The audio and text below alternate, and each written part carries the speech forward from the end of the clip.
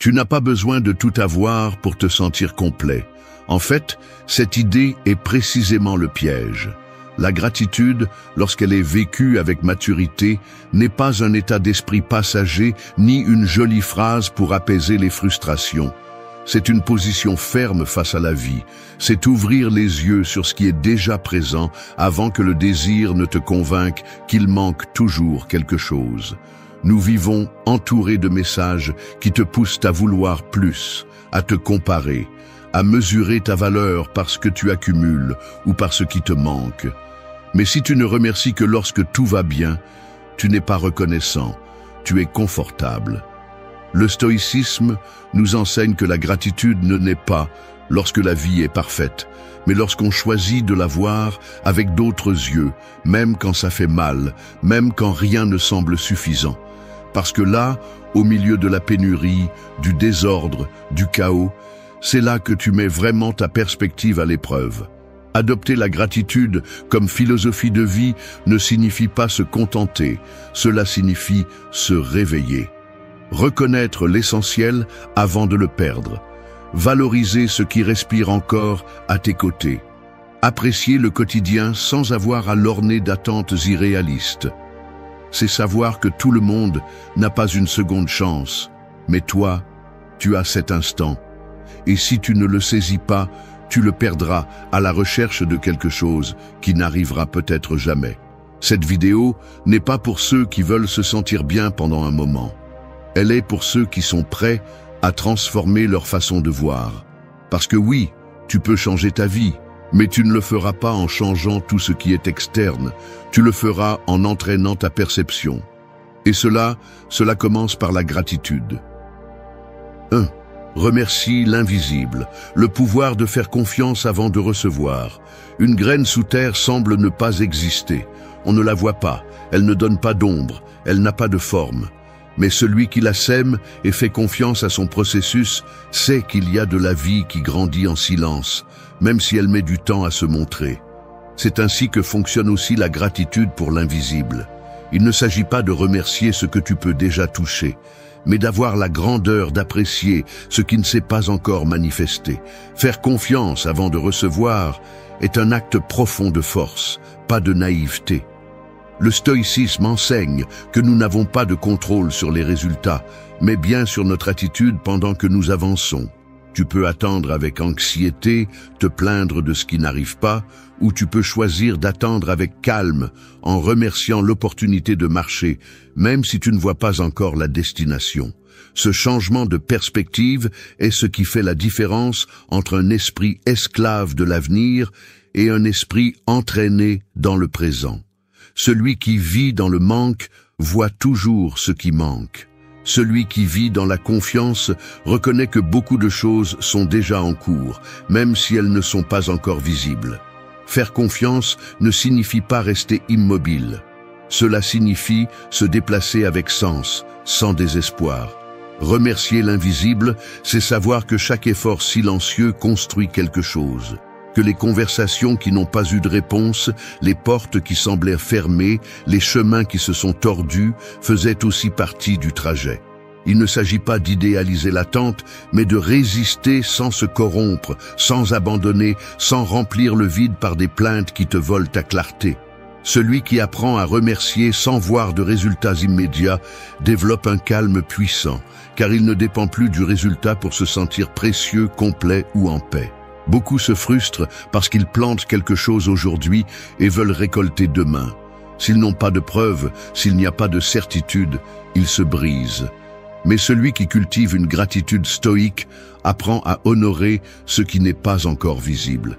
Il remercie la discipline qui le maintient ferme, l'intention qui le guide, la paix de savoir qu'il fait ce qui est juste, même si le monde ne l'applaudit pas. Cette gratitude est celle qui renforce, car elle n'a pas besoin de preuves externes pour se valider. Elle est interne, sereine, mais imbattable. Tu n'as pas besoin d'avoir tout résolu pour remercier. Tu n'as pas besoin d'avoir tout clair pour continuer à marcher. Remercie l'apprentissage qui arrive déguisé en doute. Remercie l'opportunité de te prouver à toi-même que tu peux te soutenir, même quand personne d'autre ne te le reconnaît. Cette force, est celle qui te rend différent. C'est celle qui transforme l'attente en formation et non en frustration. Aujourd'hui, si tu attends quelque chose, demande-toi si tu attends par manque ou par confiance. Repousses-tu ta gratitude jusqu'à ce que tout s'aligne ou remercies-tu simplement le fait d'avoir l'opportunité d'essayer? Remercier l'invisible n'est pas de la résignation, c'est du courage. C'est une déclaration silencieuse de foi stoïque. Parce que celui qui sait remercier avant d'avoir démontre qu'il est déjà libre à l'intérieur, et cette liberté est celle qu'aucun résultat ne peut lui enlever. 2. Célèbre ce qui est encore avec toi, pas ce qui est parti. Un phare continue d'éclairer même si personne ne le regarde. Il n'a pas besoin d'applaudissements pour remplir sa fonction. Sa lumière est constante, ferme, silencieuse. Il en va de même pour beaucoup de choses qui restent à tes côtés. Elles ne font pas de bruit, elles n'exigent pas d'attention, mais elles te soutiennent tous les jours. Le problème est que nous ne célébrons souvent pas ce qui reste, mais nous pleurons ce qui n'est plus là. C'est comme si notre mémoire était programmée pour souffrir de l'absence et oublier ce qui est encore présent. Nous vivons une paradoxe constante. Quand quelque chose est perdu, c'est alors que nous comprenons sa valeur. Mais quand nous l'avons, nous le tenons pour acquis. La routine nous rend aveugles, l'ego nous rend insatiables, et l'habitude nous anesthésie. Et nous ne nous rendons pas compte que ce message d'encouragement, cette étreinte sincère, cette santé qui te permet de bouger, cette personne qui est toujours là même si tu ne le dis pas, sont des cadeaux que tout le monde n'a pas. Il ne s'agit pas de feindre la joie ou de nier ce qui fait mal. Il s'agit de choisir avec maturité où tu portes ton regard. Le stoïcien n'est pas indifférent aux pertes, mais il n'est pas non plus esclave du passé. Il comprend que ce qui est parti a rempli sa fonction. Il ne le poursuit pas et ne l'idéalise pas. Il remercie, honore et laisse aller. Mais surtout, il apprécie ce qui est encore avec lui, parce qu'il sait que ce qui semble sûr aujourd'hui peut disparaître demain. Rien n'est permanent. Ni les personnes, ni les opportunités, ni le temps. Alors, vas-tu attendre de le perdre pour te rendre compte qu'il était important? Il est facile de vivre piégé dans les souvenirs, regretter ce qui a été, te lamenter pour ce que tu n'as plus. Mais cette nostalgie mal canalisée devient une encre. Elle te freine, te vide, te consume. Si tu veux vivre avec une vraie gratitude, tu dois t'entraîner à voir ce qui est encore présent, même si ton ego te demande de regarder en arrière. Parce que ce qui reste à tes côtés a aussi besoin d'être célébré. Pas avec des feux d'artifice, mais avec conscience, avec présence, avec une appréciation authentique. Peut-être que tu te concentres sur une relation qui s'est terminée, mais tu ne vois pas l'ami qui ne t'a pas lâché. Peut-être que tu regrettes le travail que tu as perdu, mais tu ne remercies pas la capacité que tu as encore de créer quelque chose de nouveau. Tu peux regretter ce que tu ne peux plus revivre, mais tu ignores l'opportunité de construire quelque chose avec ce que tu as encore entre les mains. La gratitude stoïcienne est pratique. Elle n'idéalise pas, elle ne dramatise pas. Elle observe, accepte, honore et agit. Célébrer ce qui est avec toi n'est pas ignorer les pertes. C'est reconnaître que, même si certaines choses sont parties, d'autres ont choisi de rester. Et ce n'est pas négligeable. Cela mérite ton respect. Parce que tout ce qui décide de rester avec toi, malgré tes chutes, tes jours gris, tes doutes, a une valeur inestimable. Et si tu ne le vois pas maintenant, tu le regretteras plus tard. Aujourd'hui, avant de regarder ce que tu as perdu, observe ce qui ne t'a pas quitté. Peut-être que ce n'est pas parfait, mais c'est là. Peut-être que tu ne le vois pas clairement, mais il est toujours là. Et si tu décides de l'apprécier à partir d'aujourd'hui, tu éviteras le regret de demain. La vraie gratitude ne se pratique pas avec ce qui a été, mais avec ce qui est.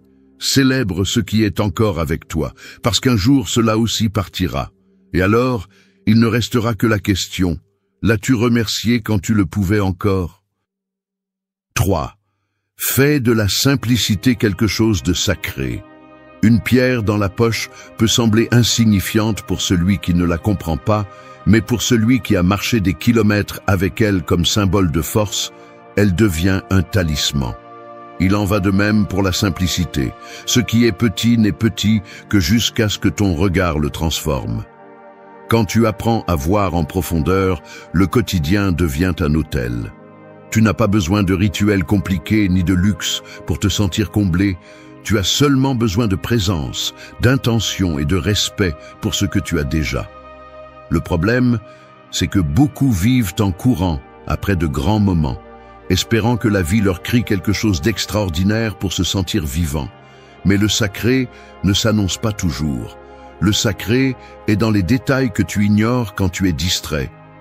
Dans la tasse de café chaud le matin, dans le silence qui t'accompagne quand tu éteins le bruit, dans la conversation sincère qui n'est pas pressée ni filtrée, dans le fait de pouvoir respirer sans douleur.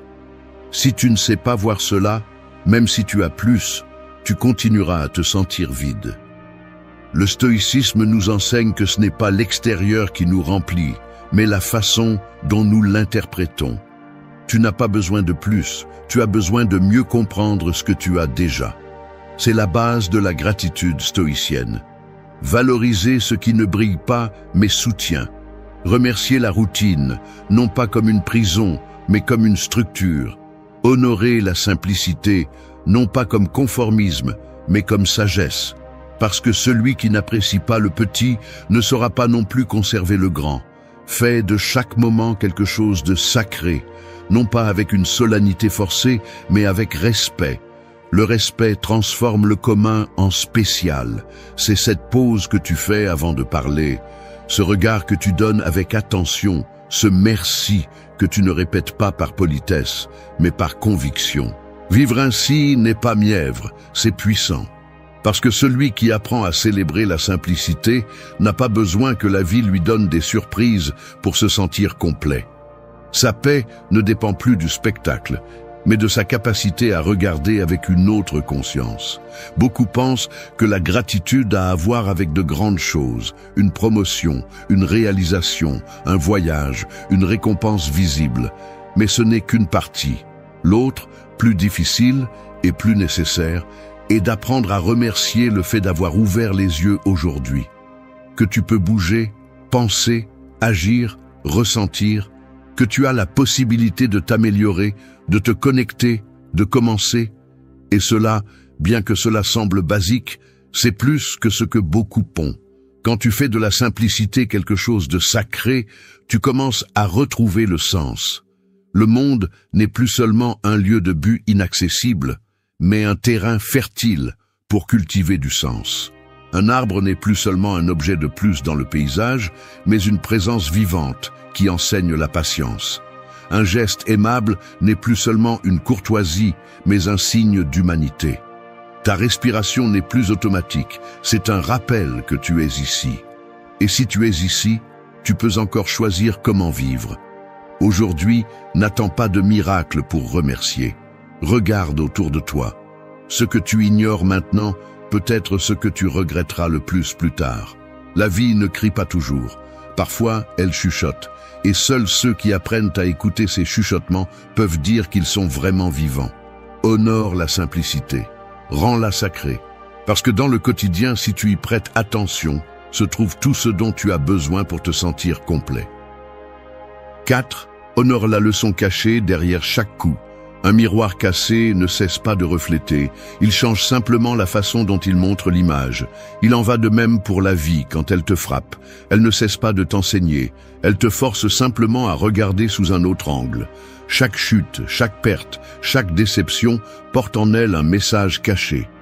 Il n'est pas toujours visible immédiatement, et il est souvent difficile de l'accepter, mais celui qui apprend à chercher l'enseignement derrière le coup transforme la douleur en sagesse. L'erreur commune est de penser que remercier implique d'être d'accord avec ce qui s'est passé.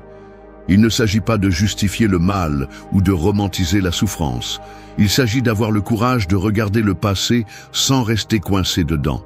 Le stoïcisme enseigne que nous ne pouvons pas contrôler ce qui se passe, mais seulement ce que nous en faisons. Si tu permets à la douleur de te définir, tu perds. Si tu décides de l'utiliser comme un outil pour te comprendre, pour te réveiller, pour grandir, alors tu commences à l'honorer. Beaucoup veulent guérir sans regarder, veulent avancer sans traiter, veulent se sentir bien à nouveau sans avoir compris ce qui s'est brisé en eux. Mais la gratitude stoïcienne n'est pas naïve. Elle est forte. Elle ne remercie pas le coup en lui-même, mais la possibilité de le transformer en leçon. Elle remercie parce que chaque blessure bien examinée devient une carte. Parce que chaque faux pas peut révéler une partie de toi qui était endormie, niée ou cachée. Ce n'est pas facile. Il y a des coups qui te secouent vraiment, qui te laissent sans air, sans direction, sans foi. Mais là aussi, il y a une opportunité. Celle de te demander pourquoi cela s'est produit. Quelle partie de toi a besoin de se renforcer? Quel schéma il faut abandonner? Quelles limites tu dois établir? La leçon n'apparaît pas toute seule. Il faut la chercher avec intention. Et quand tu la trouves, tu n'es plus le même. Honorer la leçon, c'est changer le discours interne. Passer de te demander pourquoi cela m'est-il arrivé à dire qu'est-ce que je peux apprendre de ce qui m'est arrivé. Cette simple question change le rôle de victime en celui de protagoniste. Et non, cela n'efface pas la douleur, mais cela lui donne un sens. Et quand quelque chose a un sens, cela ne fait plus aussi mal. Le stoïcien ne cherche pas à éviter le coup, il cherche à le résister sans se perdre lui-même. Il apprend à tomber avec dignité et à se relever avec plus de clarté. Il ne se remplit pas de ressentiment, il ne cherche pas des coupables éternels, il cherche des réponses internes. Parce qu'il sait que blâmer ne transforme pas, cela affaiblit seulement.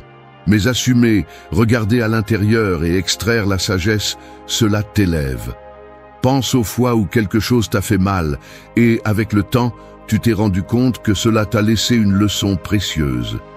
Peut-être que cela ne s'est pas passé comme tu l'espérais, mais cela t'a appris à prendre soin de toi, à fermer des cycles, à choisir mieux. Ce sont les leçons qui méritent ta gratitude. Non pas parce qu'elles étaient douces, mais parce qu'elles étaient réelles. Elles t'ont façonné, elles t'ont formé. Aujourd'hui, ne cache pas la douleur. Ne fuis pas d'elle. Regarde-la avec fermeté et demande-toi quelle vérité elle apporte. Quelle partie de toi a besoin de changer? Quelle histoire n'a plus de sens à répéter? Remercier la leçon n'est pas se rendre, c'est se réveiller. Parce que lorsque tu arrives à voir l'apprentissage derrière la blessure, quelque chose en toi change pour toujours. Tu deviens plus fort, plus sage, plus toi. 5. Lâche le poison de la comparaison silencieuse. Se comparer, c'est comme boire une gorgée de poison chaque jour en croyant que cela te rendra plus fort. Tu ne le remarques pas au début. C'est une petite dose, dissimulée, déguisée en motivation. Mais avec le temps, ce poison ronge ta gratitude, déforme ta perception et te convainc que ce que tu as n'est pas suffisant simplement parce qu'il ne brille pas autant que celui des autres. La comparaison silencieuse ne crie pas, elle murmure. Et ce murmure constant est capable d'éteindre ta paix plus rapidement que n'importe quelle adversité réelle. Nous vivons à une époque où tout est montré. La perfection est exposée et l'imperfection est cachée. Les médias sociaux, les filtres, les phrases vides remplies de fausses inspirations ont créé un environnement où le réel semble insuffisant. Et toi, si tu n'es pas attentif, tu peux tomber dans le piège de penser que ton chemin est lent, que tes réalisations sont petites, que ta vie manque d'éclat. Mais ce n'est pas vrai. Ce n'est qu'une illusion qui grandit lorsque ton regard se détourne du sol que tu cultives. Le stoïcien ne regarde pas sur les côtés pour se définir.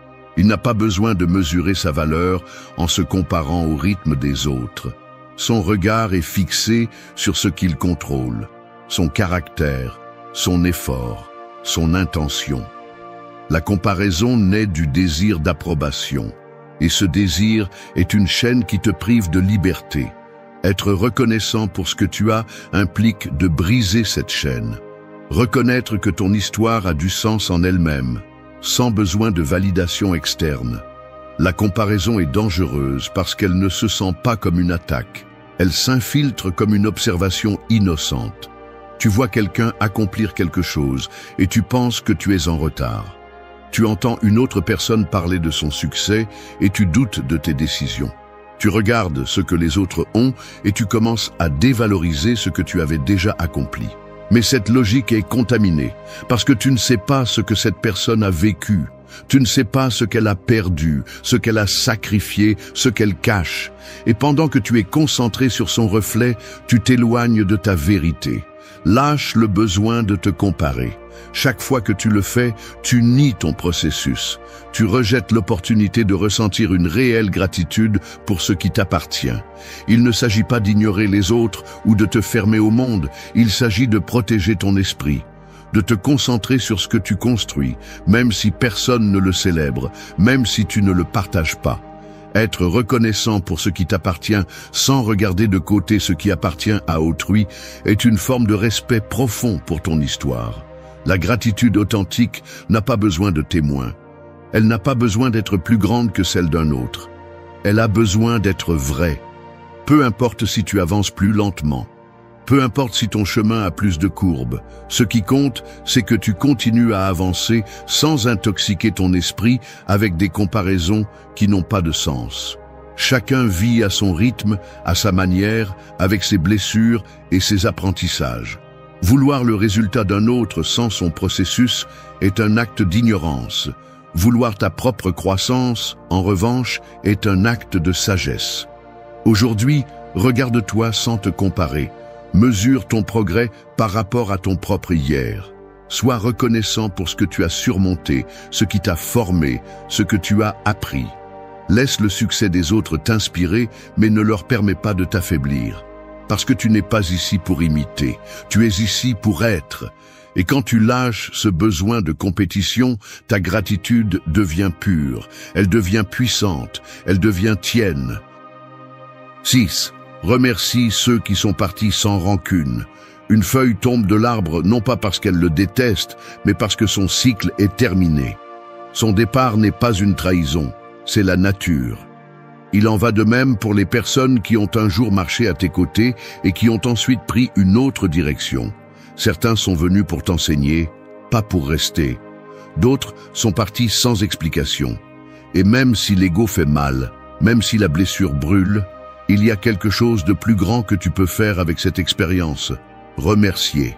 Non pas pour la façon dont ils sont partis, mais pour ce qu'ils t'ont laissé. Garder rancune, c'est comme continuer à tenir une corde qui n'est plus attachée à rien. Elle ne fait que te couper les mains. Parfois, nous pensons qu'en lâchant prise, nous perdons. Mais c'est l'inverse. On perd quand on reste coincé dans ce qu'on ne peut pas changer. Quand on répète des conversations dans notre esprit qui n'auront plus de réponse. Quand on permet au passé de contrôler nos émotions dans le présent. Le stoïcien ne cherche pas à ce que les choses se passent comme il le souhaite, mais comme elles doivent l'être. Et parfois, cela inclut d'accepter l'absence sans avoir besoin de la punir. Il ne s'agit pas de justifier tout ce qu'ils ont fait. Il ne s'agit pas de nier la douleur. Il s'agit de comprendre que garder du ressentiment, c'est continuer à donner de l'espace à quelqu'un qui n'est plus là. Et tu as besoin de cet espace pour grandir, pour retrouver confiance, pour être en paix. Remercier ceux qui sont partis n'est pas une faiblesse, c'est une maturité. C'est reconnaître que cette personne, aussi difficile que son départ ait été, a également fait partie de ton histoire. Elle t'a montré quelque chose, elle t'a révélé une partie de toi. Elle t'a laissé une leçon que tu peux utiliser aujourd'hui si tu décides de ne pas rester dans la blessure. Beaucoup traînent le souvenir de celui qui est parti comme une punition. Ils répètent des phrases, se remplissent de colère, se demandent pourquoi, sont obsédés par l'injustice. Mais cela ne change rien. La réalité est claire. Ils ne sont plus là. Et tu continues. Vas-tu vraiment permettre que ce départ définisse la qualité de tes jours? Vas-tu permettre que cette histoire te vole la gratitude pour ce que tu peux encore construire? Remercie pour ce qui a été, pour les bons moments, pour ce que tu as appris, même pour la douleur qui t'a obligé à grandir. Remercier ne signifie pas vouloir qu'il revienne. Cela signifie que tu choisis d'avancer sans porter ce que tu ne peux plus soutenir. C'est une façon de te rendre hommage, de clore un cycle avec dignité, de récupérer ton énergie, parce que la rancune est une fatigue émotionnelle qui ne sert à rien. Et tu n'es pas ici pour vivre fatigué du passé. Le stoïcisme parle de l'amor fati, de l'amour du destin. Et cela inclut d'accepter ce qui s'en va avec la même gratitude que tu as accepté ce qui est arrivé. S'ils sont venus et t'ont fait du bien, remercie. S'ils sont venus et t'ont brisé, remercie aussi, parce que tu n'es plus endormi, parce que tu sais maintenant ce que tu ne peux pas accepter, parce que tu as appris, et celui qui apprend gagne, même s'il a perdu quelque chose en chemin. Aujourd'hui, pense à cette personne qui est partie et qui t'a marqué. Non pas pour raviver la blessure, mais pour reconnaître que tu n'as plus besoin de rester attaché à la rancune. Tu peux lâcher prise avec gratitude. Tu peux dire merci sans mots, juste avec la conscience que tout était comme il devait l'être. Parce qu'il ne s'agit pas d'effacer ce qui s'est passé, mais de décider ce que tu fais avec ça maintenant. Et si tu choisis de remercier plutôt que de garder du poison, alors tu es plus libre, plus fort et plus éveillé qu'hier. 7. Transforme la plainte en objectif. La plainte est comme une fuite d'eau dans le toit. Au début, elle semble insignifiante, gênante, mais tolérable. Avec le temps, si vous ne faites rien, elle s'infiltre dans tout le reste, affaiblit la structure et contamine l'environnement. C'est aussi ainsi que cela fonctionne dans l'esprit. Une plainte non traitée finit par éroder votre gratitude, corrompre votre perspective et nourrir une vision de la vie où tout semble être contre vous. Mais si vous savez l'observer intelligemment, elle peut devenir un signal, un moteur, une direction. Car ce qui vous irrite le plus pointe souvent vers ce que vous devez changer le plus. Le stoïcisme ne promeut pas la résignation ou la passivité. Il ne s'agit pas de tout supporter sans rien dire, mais d'utiliser le malaise comme guide. La plainte que vous répétez est l'indice de quelque chose que vous n'affrontez pas. Cela peut être une relation, une routine, une décision en suspens, une incohérence interne. Et c'est là que se trouve l'opportunité. Au lieu de répéter ce qui ne fonctionne pas, vous pouvez vous demander ce que vous devez faire avec cela. La plainte n'est utile que si vous la transformez en objectif, si vous transformez le malaise en action consciente. Nous nous plaignons souvent pour attirer l'attention, pour nous soulager, pour sentir que nous avons raison. Mais si cette plainte n'est pas accompagnée d'un engagement réel envers le changement, alors ce n'est que du bruit. Un bruit qui affaiblit, qui disperse, qui vous transforme en spectateur de votre propre vie. La gratitude, en revanche, vous redonne le contrôle. Lorsque vous êtes reconnaissant pour le fait de pouvoir faire quelque chose face à ce qui vous dérange, vous vous placez dans une position de pouvoir. Vous n'êtes plus la victime qui attend que tout s'améliore. Vous êtes le protagoniste qui décide d'agir. Pensez aux fois où vous vous êtes plaint en silence. De ne pas avoir ce que vous vouliez, de ce que les autres ont fait, de combien tout semble injuste. Maintenant, demandez-vous, combien de fois avez-vous transformé ce mécontentement en une décision réelle? Combien de fois avez-vous canalisé cette pensée en une action qui vous rapprochait d'un changement? C'est là que réside la différence entre vivre dans l'immobilisme ou avancer avec un sens. Le stoïcien ne nie pas ce qui lui fait mal, mais il ne reste pas à vivre dans la douleur. Il l'utilise. Remercier ce qui vous dérange peut sembler contradictoire, mais ce n'est pas le cas. Cela signifie reconnaître que ce malaise a aussi une valeur, qu'il vous montre ce qui ne vous convient pas, qu'il vous pousse à évoluer, qu'il vous sort de la commodité qui vous retient. L'inconfort, lorsqu'il est regardé avec intention, peut être un allié puissant. Mais si vous l'utilisez seulement pour vous plaindre, il devient un fardeau inutile. Aujourd'hui, vous pouvez décider. Vous pouvez continuer à répéter la même chose, à épuiser votre énergie dans des pensées qui tournent en rond. Ou vous pouvez vous arrêter, observer, identifier ce que cette plainte veut vous dire, et agir, même si c'est quelque chose de petit, une limite que vous posez, une conversation que vous affrontez, une habitude que vous remplacez. C'est cela la véritable gratitude, non seulement accepter ce que vous avez, mais aussi remercier pour la possibilité de le transformer. Car celui qui transforme la plainte en objectif ne vit pas en attendant que le monde change. Il devient une partie du changement. Et cela non seulement renforce, mais libère aussi. Il vous sort du bruit et vous redonne le contrôle. Il vous montre que même ce qui vous dérange le plus peut être le début de votre plus grande croissance.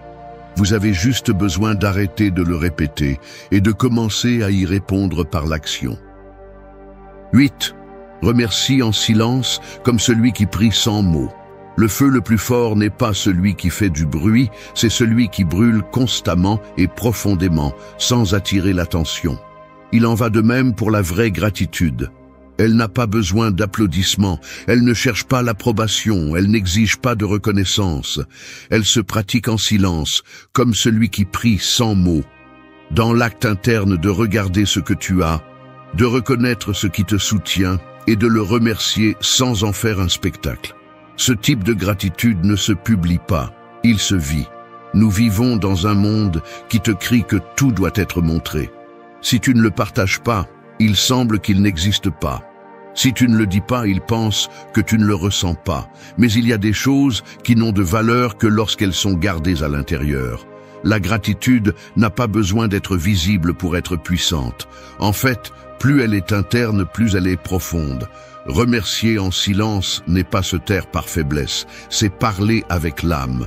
C'est avoir clair ce qui vaut, même si personne d'autre ne le voit. Le stoïcisme valorise l'action plus que la parole, l'intention plus que l'apparence, l'engagement plus que la promesse. Et dans ce cadre, la gratitude silencieuse a un poids immense. Parce qu'elle ne cherche pas de récompense, elle ne se pratique pas pour avoir l'air bien.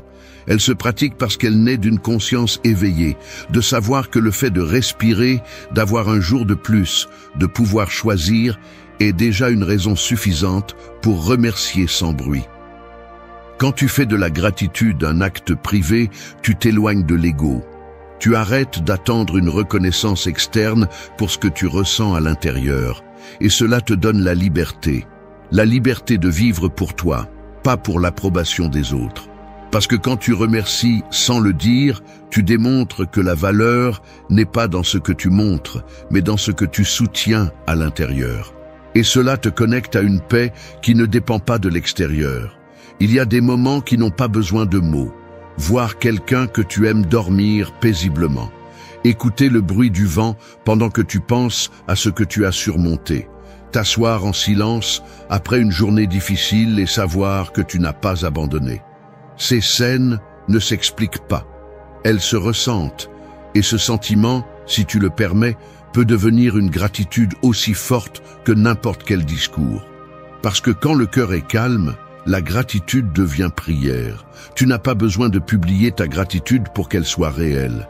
Tu n'as pas besoin de dire merci tout le temps si ta vie le reflète, si tu traites avec respect, si tu prends soin de ce que tu as, si tu apprécies le moment présent. La gratitude est dans la façon dont tu regardes, dans la façon dont tu parles, dans la façon dont tu décides, dans la façon dont tu ne prends rien pour acquis, dans la façon dont tu protèges l'essentiel sans avoir besoin de le crier.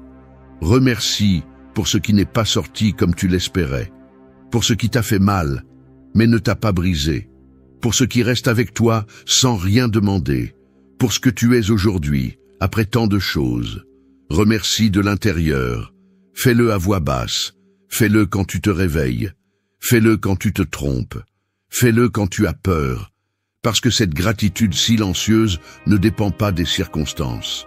C'est un refuge, un guide, une décision qui se renouvelle chaque jour. Aujourd'hui, tu n'as pas besoin de plus pour être en paix. Tu as juste besoin de fermer les yeux un instant et de reconnaître ce qui est encore avec toi. Sans le partager, sans l'expliquer, sans le transformer en phrase de motivation. Juste le ressentir. Parce que celui qui remercie en silence construit une force interne. Et cette force, même si personne ne la voit, est celle qui te maintient debout quand le monde tremble. Merci d'être resté jusqu'à la fin de la vidéo. Si vous avez tout vu, commentez « Je suis stoïcien ». Le véritable pouvoir ne réside pas dans la force de tes mains, ni dans l'apparence que tu projettes, mais dans les mots que tu choisis et comment tu les utilises. Une seule phrase peut ouvrir des portes que l'argent ou le statut ne pourraient jamais atteindre. Une expression dite avec authenticité peut abattre des défenses, générer de l'attraction, éveiller le respect ou marquer l'influence de manière silencieuse mais percutante. c'est ce que beaucoup ignorent, que le langage est une arme à double tranchant, capable de construire des empires émotionnels ou de te réduire à l'oubli en quelques secondes. Aujourd'hui, nous n'allons pas parler de théories vides ni de conseils superficiels. Nous allons entrer dans l'essentiel, dans ces expressions qui, utilisées au bon moment, changent complètement la dynamique de toute relation, qu'elle soit personnelle, professionnelle, sociale ou même dans le domaine de la séduction. Parce que tandis que la majorité gaspille sa voix en paroles creuses, toi, tu apprendras à maîtriser des phrases qui sont des clés, qui sont des déclencheurs, qui sont le pont vers la connexion réelle. Le stoïcisme le comprenait bien. Il ne s'agit pas de parler pour parler, mais d'utiliser la parole comme outil de vertu, avec clarté et but. Marc Aurèle nous rappelait que l'esprit donne forme à la vie. Je te dis que ton langage donne forme à tes relations. C'est pourquoi ce que tu découvriras ici n'est pas une simple liste de phrases, mais la façon de les utiliser comme des armes de persuasion et surtout comme un reflet de ton authenticité. Reste jusqu'à la fin, car je vais te montrer 8 expressions qui non seulement transforment la façon dont les autres te perçoivent, mais aussi la façon dont tu comprends ton propre pouvoir de communication. 1. Je te comprends. La clé de la connexion. Un mur ne s'effondre pas sous les coups de force, mais avec la fissure précise qui l'affaiblit de l'intérieur. C'est ainsi que fonctionne le cœur humain. Peu importe les défenses que quelqu'un peut ériger, peu importe les masques qu'il utilise pour cacher ce qu'il ressent, il y a une phrase qui pénètre comme de l'eau dans la roche et ouvre un espace de confiance qui semblait impossible. Cette phrase est simple mais puissante. Je te comprends. Ce n'est pas un ornement, ce n'est pas une courtoisie, c'est une déclaration qui touche la fibre la plus intime de toute personne, car nous aspirons tous à être compris. Quand tu dis « je te comprends » avec authenticité, tu n'affirmes pas que tu partages la même histoire, ni que tu as vécu les mêmes batailles, mais que tu reconnais l'émotion qui se cache derrière ce que l'autre exprime. C'est ce dont l'âme a besoin. Validation. La psychologie l'explique clairement, l'être humain cherche à être vu, reconnu et entendu. Il n'y a pas de plus grand soulagement que de sentir que quelqu'un a capté l'essence de ce que nous portons. En prononçant ces mots, tu n'offres pas une solution, tu offres quelque chose de plus précieux, la compagnie au milieu du poids émotionnel. Le stoïcisme le soulignait également d'un autre point de vue. Épictète disait que nous ne pouvons pas contrôler ce que les autres pensent ou ressentent, mais nous pouvons décider comment répondre. Et l'une des réponses les plus sages est la compréhension. Tu ne discutes pas, tu n'imposes pas, tu n'essaies pas de changer quoi que ce soit. Tu te places sur le terrain de l'autre et tu reconnais son humanité. Ce geste, loin de te rendre faible, te donne un pouvoir silencieux. Celui de générer confiance, attirance et respect sans forcer quoi que ce soit. Dans la vie quotidienne, je te comprends est plus qu'une phrase, c'est un pont. Sur le plan personnel, cela peut arrêter une dispute avec ton partenaire et la transformer en un moment de proximité. Sur le plan social, cela peut faire que quelqu'un qui se sentait isolé se rapproche davantage de toi. Sur le plan professionnel, cela peut faire de toi un leader digne de suivre, car tu ne donnes pas seulement des ordres, tu te connectes avec les émotions de ton équipe. Même dans le domaine de la séduction, cette expression désarme toute barrière, car elle montre que tu ne cherches pas à impressionner avec arrogance, mais à te connecter avec sensibilité et fermeté. L'erreur est de l'utiliser comme une formule vide, car elle perd sa force. Le pouvoir de cette expression réside dans le ton, dans le regard, dans le silence qui l'accompagne. Si tu dis « je te comprends » tout en regardant ton téléphone ou alors que ton esprit est ailleurs, la phrase devient une insulte déguisée. Mais si tu le dis avec attention, avec calme, avec la présence totale de quelqu'un qui est vraiment là, ce que tu offres ne sont pas seulement 2 mots, mais une étreinte invisible qui touche l'âme. Celui qui sait utiliser cette clé ouvre des portes que les autres ne voient même pas. Parce que la plupart répondent par des jugements, des comparaisons ou des phrases comme ça passera. Mais toi, avec un simple « je te comprends », tu montres que tu es à un niveau différent. un niveau où tu n'essaies pas de minimiser ou de rivaliser avec la douleur ou la joie de l'autre, mais de l'accompagner. Et cet acte, bien qu'il semble petit, devient l'une des formes les plus pures d'influence. Dans un monde saturé de bruit, où tout le monde parle pour être entendu, être la voix qui dit « je te comprends », c'est être l'oasis au milieu du désert. C'est prouver que la véritable connexion ne vient pas d'avoir toutes les réponses, mais d'offrir la certitude que personne n'a apporté seul son histoire. Et quand tu réussis à faire sentir cela à quelqu'un avec toi, tu n'es plus un simple connaissant, tu deviens quelqu'un d'impossible à oublier. 2. Cela a du sens. Le reflet qui attire. Le regard trouve dans le miroir quelque chose de plus qu'une simple image. Il trouve une validation. Il n'invente rien. Il ne maquille pas la vérité. Il reflète simplement ce qui est devant lui. Et cet acte, en apparence si simple, est ce que nous cherchons tous au fond. Sentir que ce que nous sommes ou ce que nous pensons a une place dans la réalité. Dire « cela a du sens » remplit exactement ce rôle, car il agit comme un reflet émotionnel qui confirme la logique, l'émotion ou la vision de l'autre. Ce n'est ni soumission, ni conformisme, c'est affinité. Lorsque vous prononcez ces mots avec conviction, l'esprit de celui qui vous écoute ressent un soulagement. La psychologie enseigne que la validation réduit la tension et génère de l'ouverture, car l'être humain a besoin de savoir que ses pensées ne tombent pas dans le vide. Il ne s'agit pas d'être d'accord avec tout, mais de reconnaître que ce qui est exprimé est cohérent du point de vue de celui qui le vit. Cette simple acceptation ouvre des portes qui autrement resteraient fermées.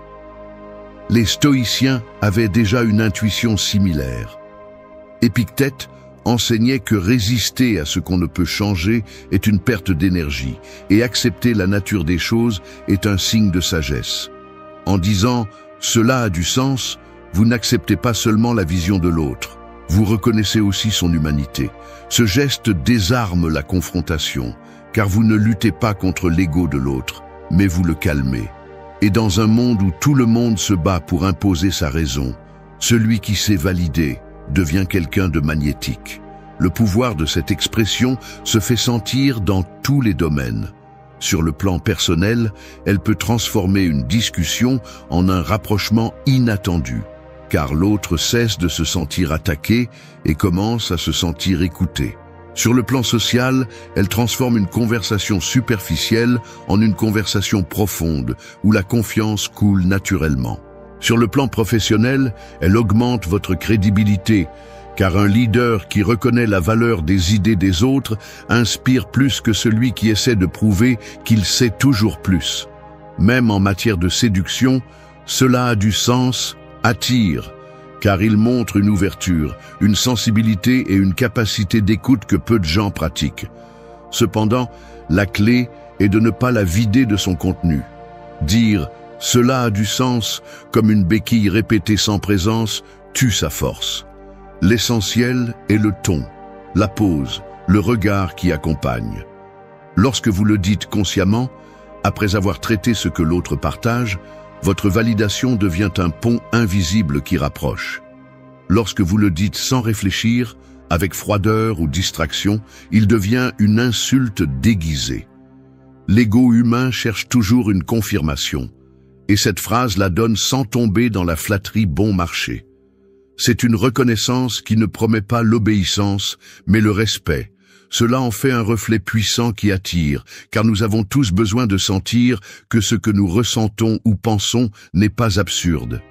L'affinité naît là, dans cette petite étincelle de reconnaissance qui ouvre la porte à la confiance. Sénèque affirmait qu'aucun esprit n'est aussi fort que celui qui sait harmoniser avec un autre.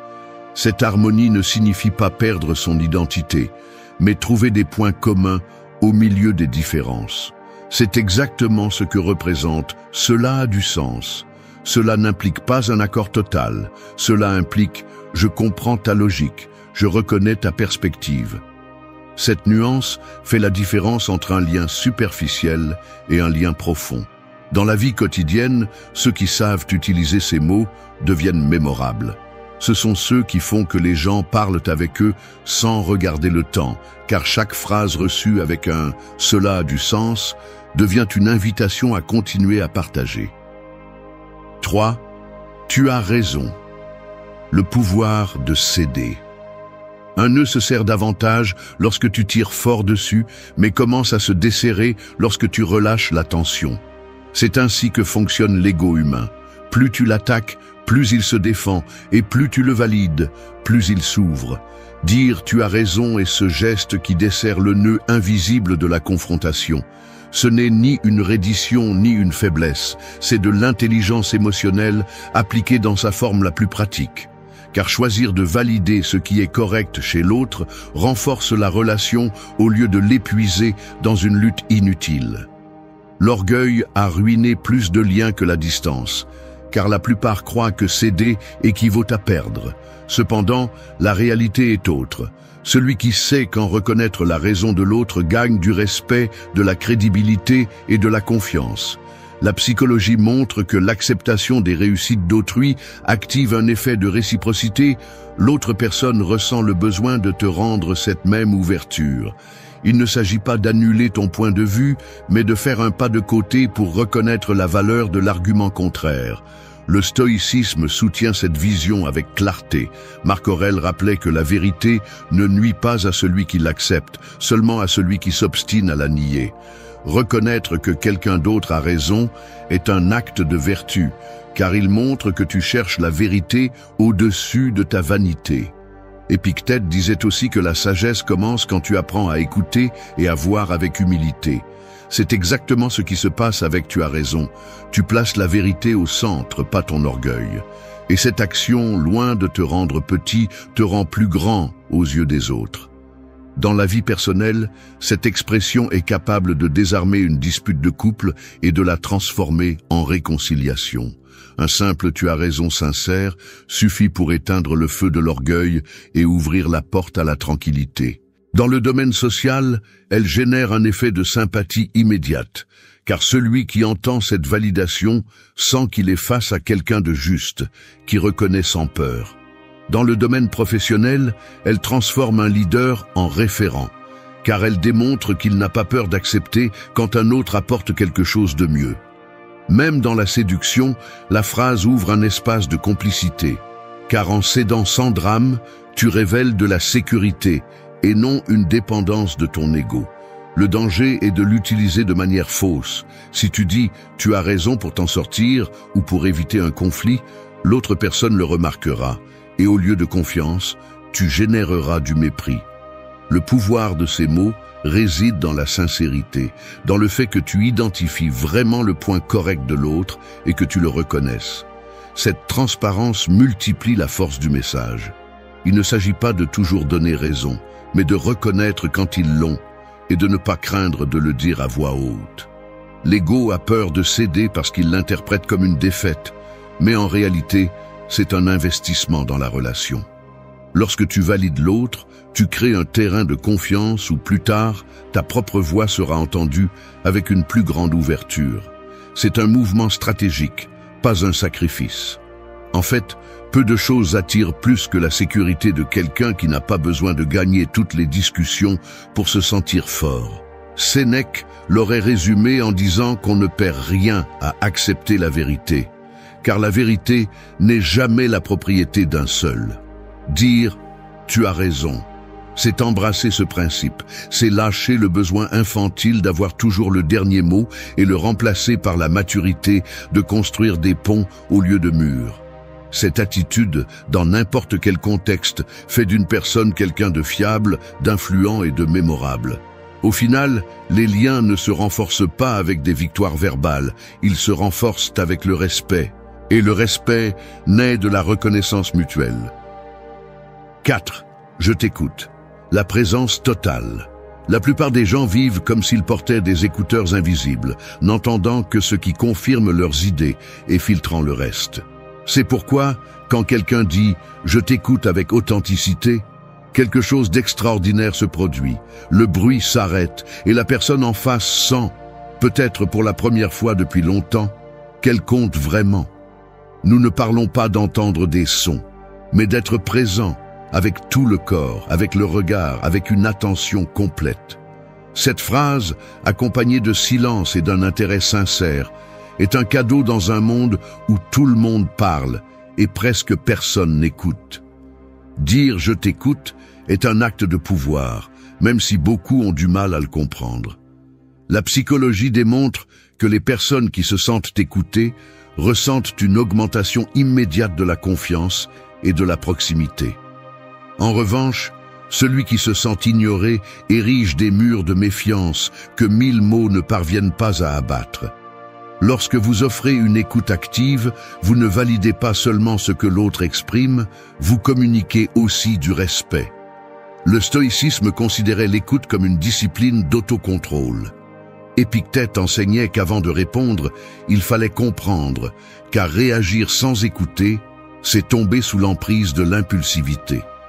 Dire « je t'écoute » et le faire implique une maîtrise de soi, car tu tais ton besoin de parler pour donner de l'espace à l'autre. C'est de l'humilité pratique, pas théorique. Et ce geste, bien qu'il semble petit, a un impact gigantesque sur tout type de relation. Dans la vie personnelle, un « je t'écoute » peut sauver un lien. Il peut transformer une plainte en une opportunité de compréhension. Il peut éteindre la tension dans un conflit et ouvrir la porte à la réconciliation. Socialement, cela fait que les gens se rapprochent de toi parce qu'ils découvrent que tu es différent dans une mer de voix qui ne veulent que s'imposer. Professionnellement, cela fait de toi un véritable leader, car l'équipe sent que tu ne travailles pas seulement avec eux, mais que tu les considères. Et dans le domaine de la séduction, peu de choses sont aussi irrésistibles qu'une personne qui ne cherche pas à briller par des monologues, mais qui brille en donnant de l'espace pour que l'autre s'exprime sans peur. Le problème est que beaucoup disent « je t'écoute » tout en pensant à quoi répondre, et cette fausseté se perçoit. La véritable force de ces mots réside dans la cohérence. Si ton regard se distrait, si ton corps transmet de l'impatience, la phrase perd toute sa valeur. Mais si tu l'accompagnes de silence, d'une attention pleine et de l'intérêt de quelqu'un qui veut vraiment comprendre, ce que tu donnes n'est pas seulement de l'écoute, c'est un refuge. Et un refuge est quelque chose que nous cherchons tous, même si nous ne le disons pas. Sénèque disait que 2 oreilles et une bouche sont une proportion juste pour nous rappeler que nous devons écouter plus que nous ne parlons. Ce rappel semble évident, mais peu de gens l'appliquent.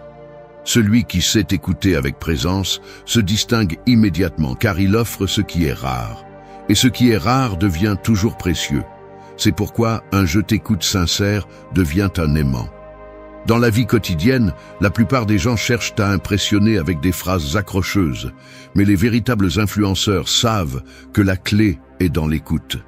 Dire « je t'écoute », c'est déclarer que le moment n'est pas rempli de toi, mais ouvert à l'autre.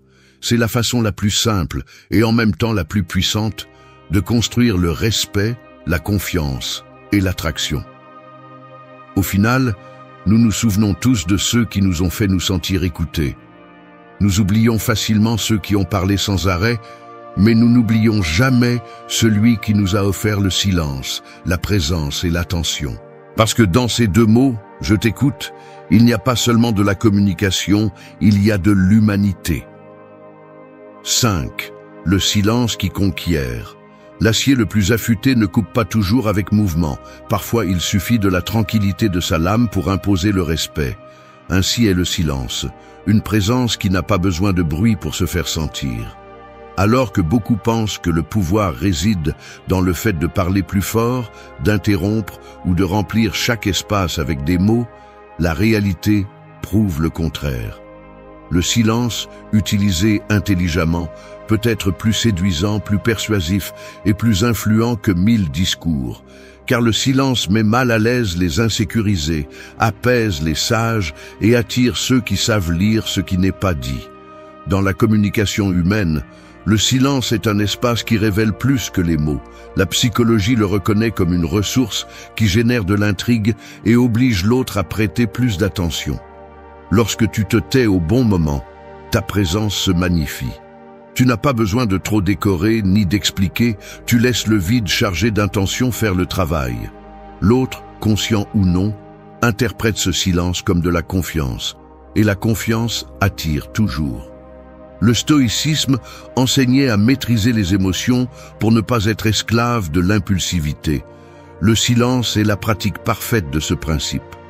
Marc Aurèle rappelait que de nombreuses discussions se dissolvent lorsqu'on choisit de ne pas réagir immédiatement. Se taire ne signifie pas faiblesse, cela signifie contrôle. Car celui qui sait quand parler et quand se taire montre qu'il maîtrise son intérieur, et cette force intérieure est visible même dans le silence. Personnellement, le silence peut sauver une relation. Face à une provocation, répondre avec calme et non avec des mots blessants évite des blessures qui seraient ensuite difficiles à guérir. Socialement, le silence génère du magnétisme. Celui qui ne parle pas tout le temps, mais qui sait se réserver, suscite de l'intrigue. Professionnellement, il montre du leadership. Le chef qui écoute en silence avant de donner son opinion transmet plus de pouvoir que celui qui parle sans cesse. En séduction, le silence est une arme mortelle. Il maintient le mystère, crée de la tension et fait que l'autre cherche à remplir cet espace avec plus d'ouverture, révélant ce qu'il ne dirait peut-être jamais s'il ne ressentait pas ce vide attentif. L'erreur est de confondre le silence avec l'indifférence. Se taire sans présence est perçu comme du désintérêt, mais se taire avec intention est perçu comme de la maîtrise. La clé réside dans les yeux, dans la posture, dans le timing juste. Si tu accompagnes le silence d'un regard ferme, d'un geste qui transmet de l'attention, l'autre ressent ta présence de manière intense. Il n'a pas besoin d'entendre ta voix pour savoir que tu es là. La société actuelle craint le silence parce qu'elle s'est habituée au bruit constant. C'est pourquoi celui qui apprend à le maîtriser devient quelqu'un de différent, mémorable, magnétique. Le silence bien utilisé peut être une pause stratégique dans une conversation, un moyen de générer de l'impact après une phrase puissante, ou simplement un espace où l'autre se sent libre de parler sans interruption. Sénèque a écrit qu'une grande partie de la sagesse consiste à ne pas parler inutilement. Ce rappel nous enseigne que chaque silence est une déclaration, car il communique le contrôle, la sérénité et la confiance. Et la vérité est que peu de choses conquièrent autant que le calme au milieu du bruit. Dans un monde où tout le monde crie pour attirer l'attention, le silence devient un luxe. Celui qui le maîtrise n'a pas besoin de chercher l'approbation, car il devient le centre naturel de la scène. Et c'est là que l'on comprend l'essence de cette expression. Le silence qui conquiert n'est pas vide. C'est une présence pure. C'est un pouvoir contenu qui attire, convainc et laisse une trace au-delà de tout mot. 6. L'authenticité qui séduit. Un masque peut briller sur une scène, mais tôt ou tard, il se fissure et laisse voir ce qui se cache réellement derrière. En revanche, l'authenticité n'a pas besoin de fioritures, car sa force réside dans le réel. Les gens peuvent oublier ce que vous avez dit, voir ce que vous avez fait, mais ils n'oublient jamais comment ils se sont sentis avec vous, et rien ne crée un impact plus fort que le sentiment d'être en présence de quelqu'un de véritable. L'authenticité, loin d'être une simple vertu, est un aimant qui séduit parce qu'elle transmet la sécurité, la cohérence et la confiance. La société a appris à beaucoup à se déguiser pour s'intégrer. On répète des phrases répétées, on feint des attitudes qui ne correspondent pas et on fabrique des personnalités artificielles dans l'espoir de plaire davantage. Cependant, cette stratégie est une erreur. La psychologie démontre que le cerveau humain détecte facilement les incohérences, même si nous n'en sommes pas toujours conscients. Lorsqu'une personne agit de manière fausse, elle suscite la méfiance. En revanche, l'authenticité produit l'effet inverse. Elle génère une attraction immédiate, car ce qui est authentique transmet la stabilité et la vérité. Le stoïcisme le soutient depuis ses origines. Marc Aurèle écrivait que nous devions vivre selon notre nature et non selon l'opinion des autres. Épictète insistait sur le fait qu'il ne fallait pas prétendre être philosophe, mais se comporter comme tel. Ces enseignements soulignent que l'authenticité n'est pas un accessoire optionnel, mais la base d'une vie solide. Et lorsqu'elle est appliquée à la communication, elle devient une arme puissante qui conquiert sans avoir besoin de feindre. Personnellement, être authentique dans vos paroles et vos gestes crée de la confiance dans votre partenaire, car il sait que vous ne portez pas de masque. Socialement, cela vous distingue dans un monde saturé d'apparence. Les gens sont attirés par ceux qui n'ont pas peur de se montrer vulnérables, car cela démontre une véritable force. Professionnellement, l'authenticité transforme un leader en référence, car il inspire par la cohérence entre ce qu'il dit et ce qu'il fait. En matière de séduction, rien n'est plus magnétique que quelqu'un qui ne cherche pas à impressionner, mais qui transmet de la valeur à partir de la vérité de ce qu'il est. L'erreur la plus courante est de confondre l'authenticité avec la brutalité. Être authentique ne signifie pas parler sans filtre ni justifier la rudesse sous le prétexte de « c'est comme ça que je suis ». Ce n'est pas de l'authenticité, c'est un manque de discipline. La véritable authenticité consiste à aligner ce que vous pensez, ce que vous dites et ce que vous faites, sans masque et sans artifice, mais aussi avec respect. C'est montrer votre essence de manière claire, sans surjouer et sans vous cacher, car la cohérence parle d'elle-même. L'authenticité séduit parce qu'elle transmet la certitude. Dans un monde plein de doutes et d'apparences, quelqu'un qui se montre cohérent devient un phare. Cette cohérence fait que les autres veulent se rapprocher, écouter, faire confiance et même suivre. L'attraction qu'elle suscite ne dépend pas de techniques superficielles ni de jeux de manipulation, mais de la force silencieuse de quelqu'un qui vit en paix avec sa vérité. Sénèque l'aurait expliqué simplement: rien n'est plus précieux que la cohérence interne, car celui qui se connaît et s'accepte n'a pas besoin de masque. Cette certitude ne génère pas seulement du respect, elle inspire aussi. L'authenticité ne s'achète pas, elle ne se fabrique pas, elle se construit avec la pratique quotidienne d'être soi-même dans chaque contexte. Dans la vie quotidienne, ceux qui se montrent authentiques sont ceux qui ont le plus d'impact. Ce ne sont pas ceux qui parlent le plus fort, ni ceux qui se vantent le plus, mais ceux qui transmettent une énergie de vérité. 7. L'empathie qui ouvre des portes.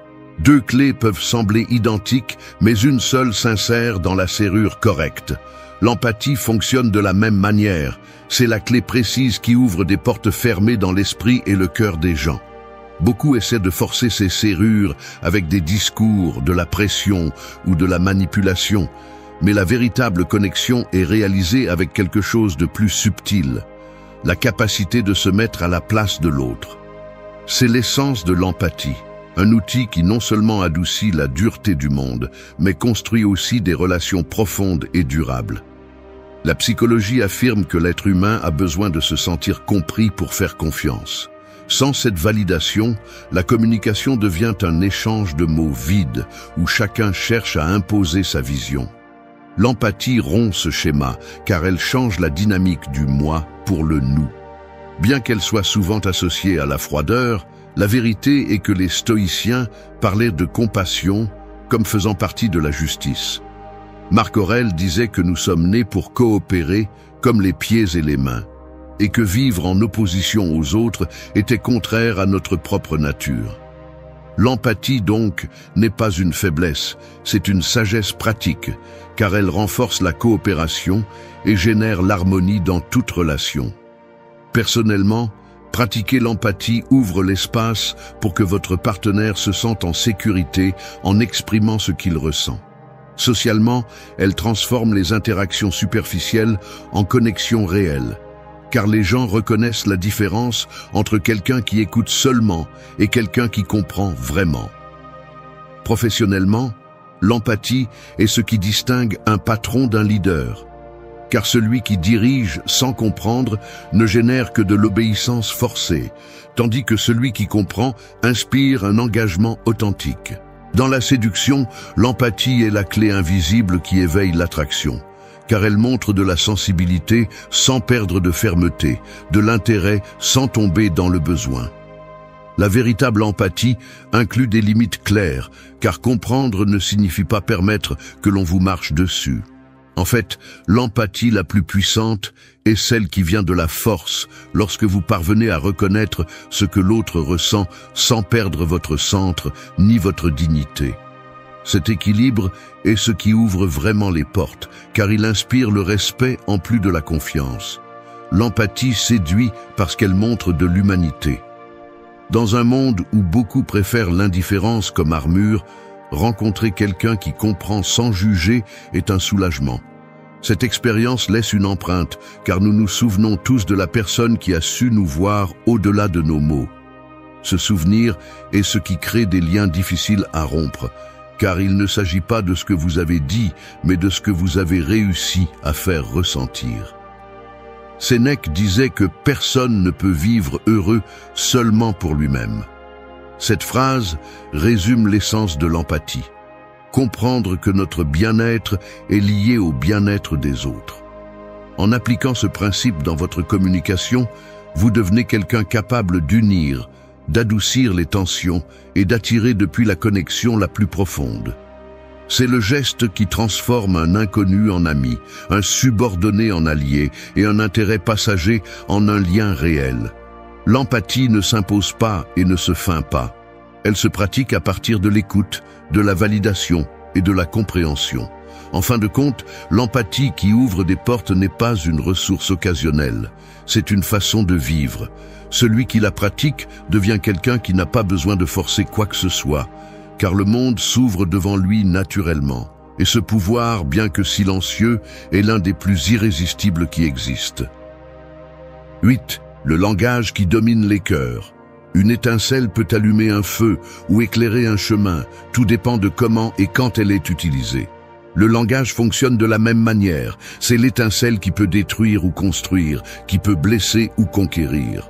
Ce n'est pas un hasard si les personnes les plus influentes de l'histoire n'étaient pas toujours les plus fortes ou les plus riches, mais celles qui savaient parler de manière à ce que leurs mots restent gravés dans la mémoire des autres. Dominer les cœurs ne consiste pas à manipuler, mais à utiliser le langage avec une telle clarté, fermeté et authenticité que ce que vous dites pénètre au-delà de l'esprit et atteint l'âme. L'être humain ne répond pas uniquement aux données ou aux arguments logiques, il répond surtout aux émotions. La psychologie le confirme. Les décisions sont d'abord prises à partir de l'émotion, puis justifiées par la raison. C'est pourquoi celui qui sait parler avec des mots qui éveillent des sentiments devient quelqu'un d'inoubliable. Le langage qui domine les cœurs n'est pas orné ni faux, c'est celui qui se connecte directement avec les expériences, les peurs, les rêves et les blessures de l'autre. Le stoïcisme avait également compris ce principe. Épictète enseignait qu'il ne faut pas parler beaucoup, mais dire ce qui est nécessaire avec vérité. Marc Aurèle répétait que les mots doivent être alignés avec l'action, car l'incohérence tue la crédibilité.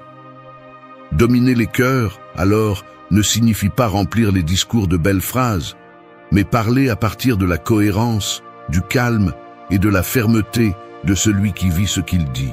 Cette authenticité transforme chaque mot en une encre émotionnelle.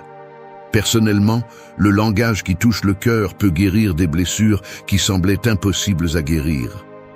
Un « je t'apprécie » dit avec sincérité peut reconstruire un lien brisé. Socialement, les mots justes peuvent transformer la perception de quelqu'un et transformer l'indifférence en admiration.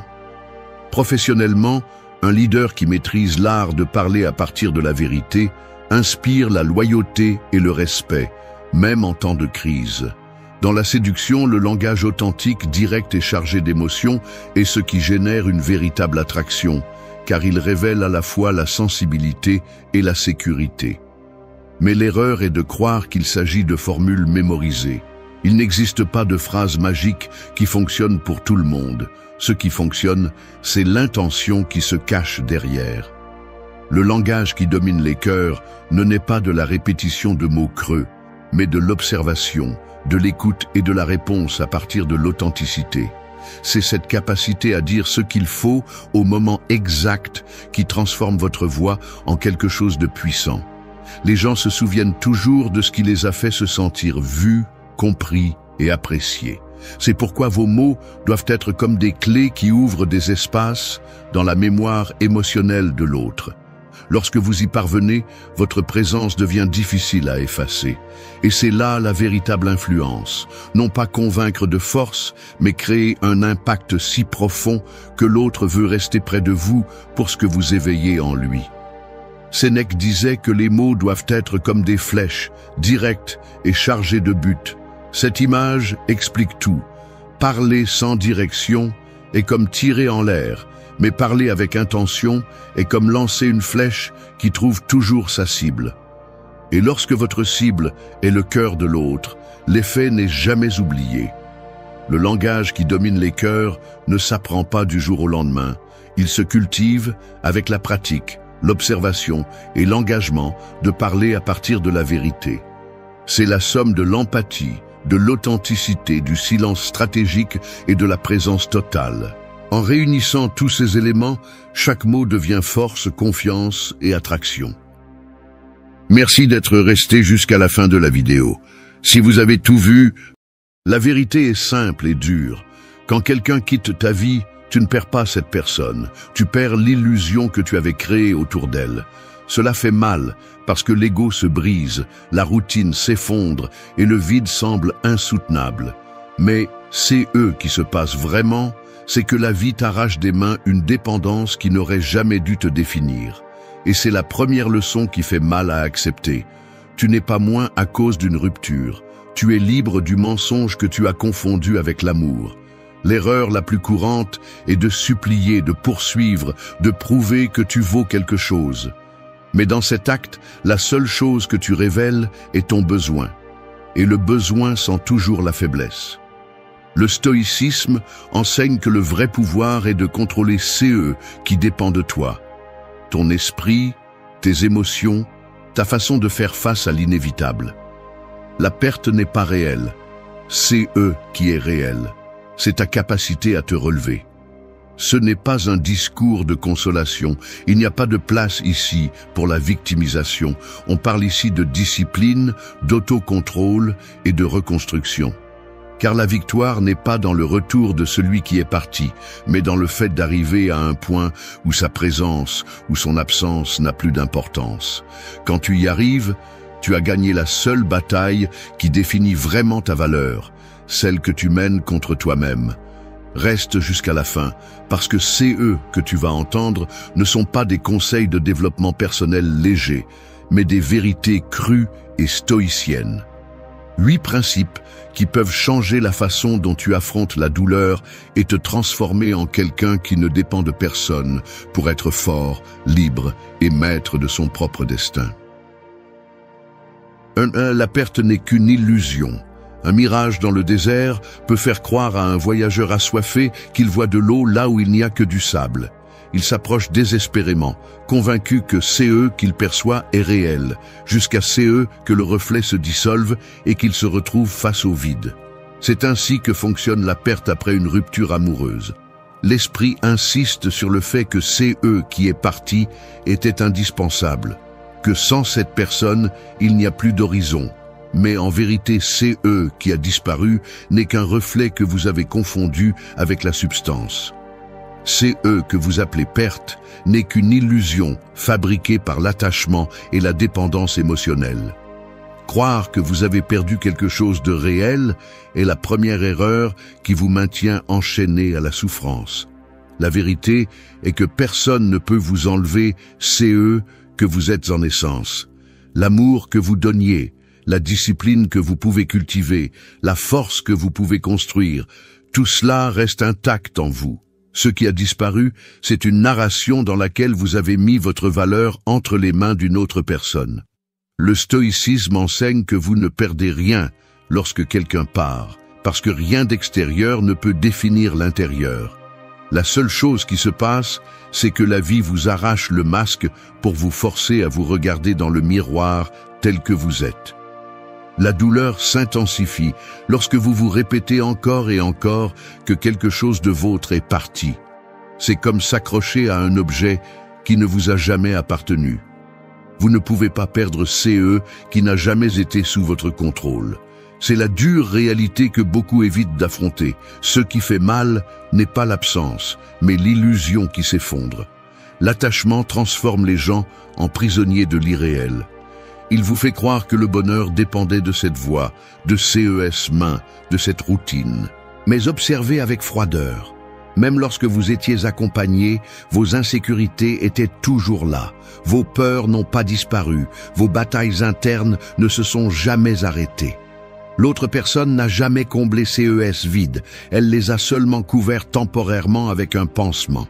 Et maintenant, en partant, tout qu'elle a fait, c'est arracher pansement pour que vous affrontiez qui a toujours été là en vous. La perte est une illusion parce que vous n'avez jamais été complet grâce à un autre. Vous l'avez toujours été grâce à votre propre essence. Vous avez simplement oublié de le voir. C'est pourquoi, lorsque l'esprit crie que tout est fini, qu'il ne reste plus rien, vous devez répondre avec la vérité.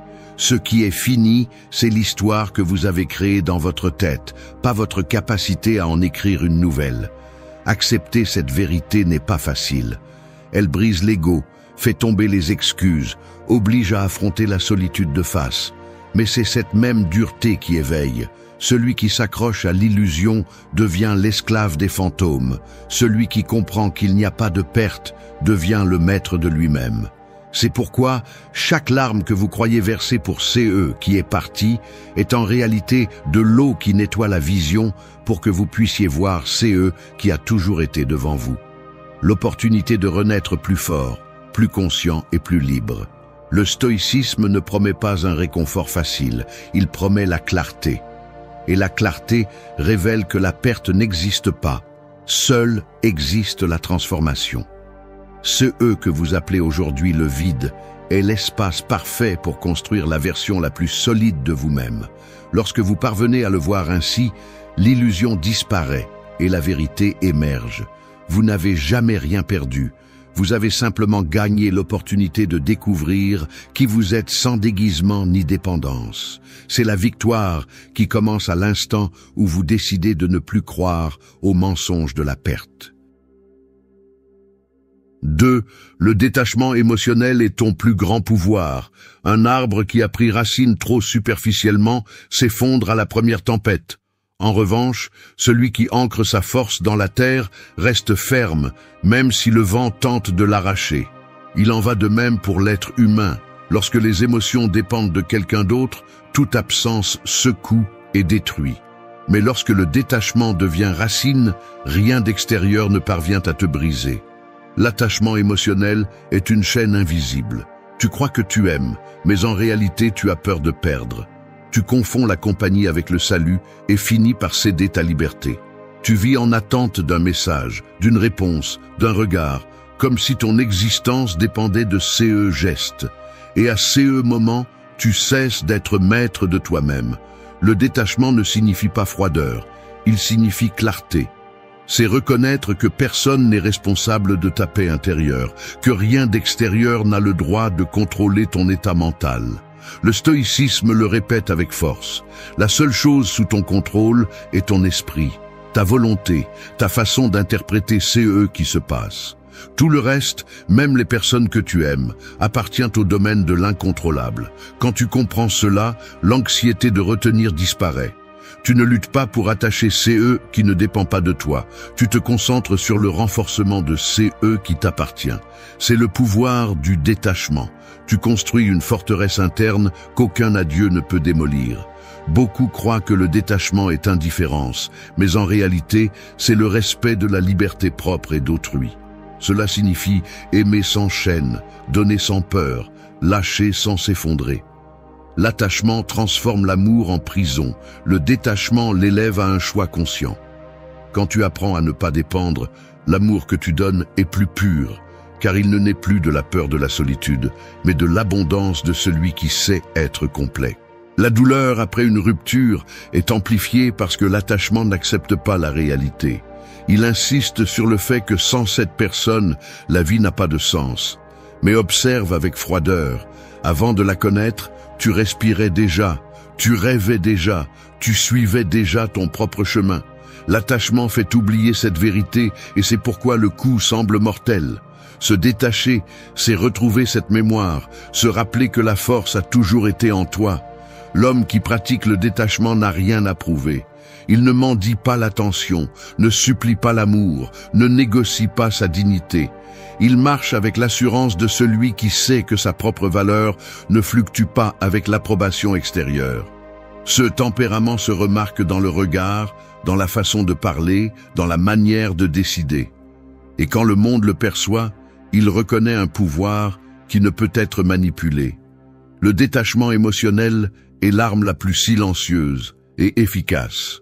Il ne détruit pas l'autre, il te construit. Il ne s'agit pas de fuir les sentiments, mais de les gouverner. Car l'homme qui domine son cœur ne devient pas un robot, il devient un sage. Il aime quand il choisit d'aimer, il s'éloigne quand c'est nécessaire, il souffre sans perdre sa dignité et il profite sans perdre le contrôle. C'est la vraie liberté.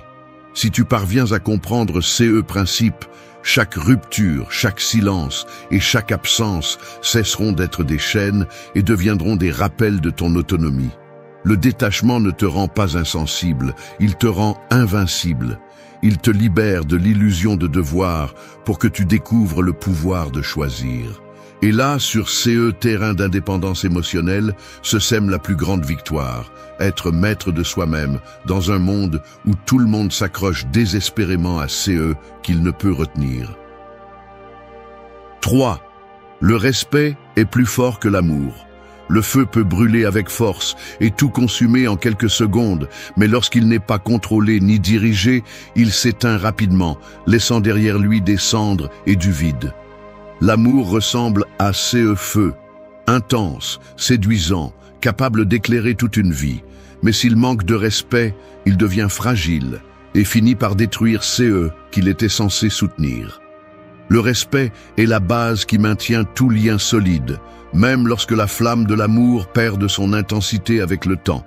Beaucoup confondent aimer avec posséder, pensant que ressentir de l'affection est suffisant pour maintenir quelque chose de durable. La réalité est différente. L'amour sans respect se transforme en prison, en une scène où la passion devient dépendance et la proximité contrôle. Ce qui devrait être une union devient une chaîne. Lorsqu'il manque de respect, l'amour cesse d'être constructif et devient un mécanisme d'usure. C'est là que la douleur apparaît avec le plus de cruauté, car n'est pas seulement l'absence qui fait mal, c'est l'humiliation d'avoir échangé sa dignité contre des promesses vides. Le stoïcisme enseigne que rien de l'extérieur ne nous appartient. Ni le partenaire, ni l'attention, ni l'affection de quelqu'un d'autre ne font partie de que nous pouvons contrôler. La seule chose qui est entre nos mains est la vertu, la cohérence avec soi-même, la capacité d'agir avec dignité même si tout autour s'effondre. L'amour aveugle, le respect donne une vision. L'amour excessif demande, exige, consomme. Le respect pose des limites, soutient l'identité, protège l'essence personnelle. Aimer sans respect, c'est vivre dans l'attente de ne pas déranger, de ne pas perdre, de ne pas éveiller le rejet de l'autre personne. Se respecter soi-même, c'est tout le contraire. C'est comprendre qu'aucune affection ne mérite le sacrifice de l'intégrité. C'est regarder dans les yeux celui que tu aimes et savoir que tu peux te donner, mais jamais te prosterner. L'homme qui se respecte ne mendie jamais d'affection. Il peut perdre une relation, il peut accepter une fin, mais il ne permet jamais qu'on le dégrade. Cette attitude transmet un message silencieux et puissant. On peut vivre sans amour, mais jamais sans respect. Et ce message change tout, car celui qui vit avec dignité inspire le respect des autres, même de ceux qui ne l'accompagnent plus. Quand le respect guide, l'amour cesse d'être une nécessité et devient un choix. Tu ne cherches plus à combler des vides, tu partages l'abondance. Tu ne crains plus la solitude, tu apprécies la liberté d'être complet. Sur ces terrains, le lien cesse d'être fragile car il repose sur des piliers solides. Clarté, limite, autonomie. Le respect transforme l'amour en quelque chose qui ne blesse pas, qui n'asservit pas, qui ne consomme pas. La douleur d'une rupture est plus facilement supportable lorsque tu comprends cela. Ce qui fait vraiment mal, CE n'est pas que quelqu'un soit parti, mais de se souvenir des moments où tu as cessé de te respecter par peur de perdre. C'est la véritable blessure, la trahison envers toi-même. Mais c'est aussi l'occasion de guérir, de décider que tu ne donneras plus jamais ta dignité en échange d'affection. Le respect est plus fort que l'amour, parce qu'il ne dépend pas de l'émotion, mais de la volonté. L'amour se ressent, le respect se construit. L'amour peut s'éteindre, mais le respect reste comme une empreinte de caractère. Lorsque tu comprends cela, la perte cesse de faire peur et l'absence cesse d'être une menace.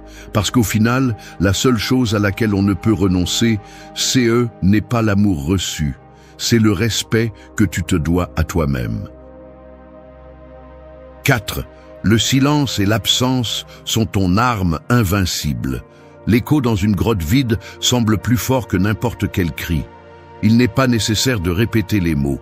Le vide suffit pour que le son se multiplie et résonne dans l'esprit.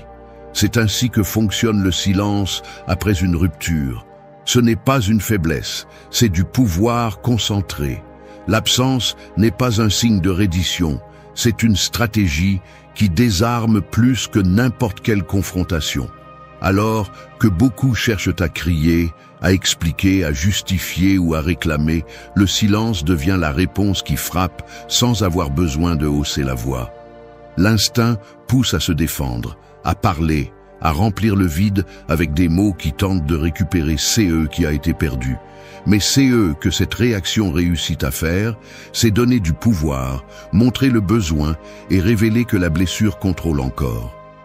Le silence, en revanche, projette la maîtrise. Il communique qu'il n'y a pas d'urgence à clarifier quoi que soit, que la vie continue sans avoir besoin de se justifier devant quiconque. C'est là sa force. Le silence d'un homme ferme parle plus que 1000 discours d'un homme désespéré. L'absence est tout aussi percutante. Celui qui n'est pas là pèse plus que celui qui insiste. Le stoïcisme enseigne à ne pas lutter contre qui ne dépend pas de soi-même. Se retirer calmement, c'est accepter que la bataille la plus importante ne se livre pas à l'extérieur, mais à l'intérieur. Être absent n'est pas disparaître par lâcheté. C'est se retirer pour retrouver son centre, pour montrer qu'aucune personne n'a le privilège de dicter ta valeur ou ton destin. Beaucoup sous-estiment pouvoir parce qu'ils croient que l'action est toujours bruyante. Mais en pratique, le calme déconcerte, l'indifférence brise, le silence oblige à affronter sa propre conscience. L'autre personne peut justifier décision, voire inventer des arguments pour se défendre, mais face à l'absence, il n'y a pas de réplique possible. Celui qui se tait et part fermement laisse l'autre pris dans son propre écho, obligé d'écouter qu'il ne voulait pas reconnaître. L'homme qui maîtrise le silence et l'absence projette l'autorité. Il ne cherche pas à convaincre, il n'essaie pas d'expliquer, il ne tombe pas dans le jeu de la provocation. Il se retire simplement avec dignité et retrait devient une présence beaucoup plus forte que n'importe quel mot. Le silence est gênant parce qu'il démontre l'indépendance. L'absence fait mal parce qu'elle révèle qu'il n'y a jamais eu de besoin. Cela ne signifie pas une froideur absolue, cela signifie une stratégie. Se taire n'est pas se cacher, c'est choisir de ne pas gaspiller d'énergie sur qui ne méritent pas d'attention. Être absent n'est pas une indifférence vide, c'est un acte d'autocontrôle qui montre clairement que ta vie ne dépend pas de retenir quelqu'un.